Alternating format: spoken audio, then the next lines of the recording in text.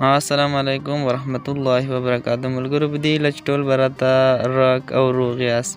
ملګرو نن د ډېره موده پس یوه خوندوره ویډیو وړاندې کوم. ملګرو ډېر وخت مې ملګرو ویډیو نه وه وړاندې کړې انځور نه بل انځور نه څنګه ځان ته بیرغ جوړ کړو. ملګرو دغه ګورئ دا ما چې ځان ته جوړ کړی تر دغسې انځور ځان ته څنګه جوړ کړو بیرغ نه. ملګرو تاسو ته دغه طریقه وښیم. ملګرو ویډیو تر پایه وګورئ، سکیپ کوئ. ملګرو تاسو نه یوه هیله کوم چې زما یوټیوب چینل سره لایک او سبسکرایب کړئ، څنګه د بیل نښانه په آل باندې کلیک کړئ تر څو زما هره نوې ویډیو تر تاسو زر در ورسیږي.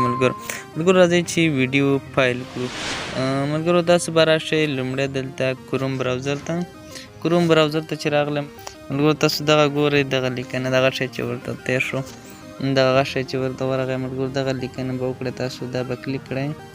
تاسو ګورئ ملګرو دغه مو چې کلیک کړه ملګرو تاسو ته دغسې بیرغ راوړي. ملګرو تاسو چې دا بیرغ راوغوښته تاسو به راشئ دلته فایل باندې به کلیک کړئ. ګورئ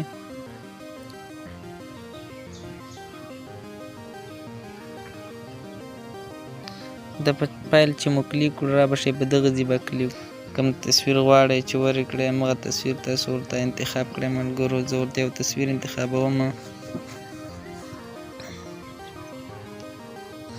ګورئ ملګرو دلته دغه خپل تصویر انتخابوم. تاسو ګورئ ملګرو دلته زما تصویر څخه بیرغ جوړیږي. ملګرو تاسو هم کولی شئ چې په دغه ترتیب باندې ځان ته د خپل دغه څخه بیرغ جوړ کړئ. ملګرو ګورئ ملګرو چې بیرغ مو ځان ته جوړ کړئ بیا څنګه کولی شئ د خپلې ګالرۍ ته ولګئ دغسې رپږي او خپلې ګالرۍ ته یې ولګئ همداسې ویډیو شکل باندې. ملګرو تصویر یې نه همداسې ویډیو شکل لکه دا اوس چې رپږي. ملګرو تاسو په سکرین ریکارډر باندې ترې ویډیو وکړئ. ملګرو سکرین ریکارډر باندې ترې ویډیو وکړئ، هغې باندې چې ویډیو وکړه تاسو به بیا په کین ماسټر کې یا بل داسې اپلیکیشن کې چې ایډیټ پکې کېږي هغې باندې به ایډیټ وکړئ او دا ځایونه به تر اخوا لرې کړئ. ملګرو دا مو چې تر لرې کړم ملګرو ستاسو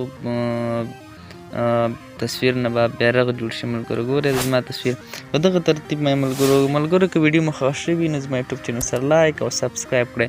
تر بلې ویډیو پورې ماته اجازت راکړئ. السلام علیکم ورحمت الله وبرکاته.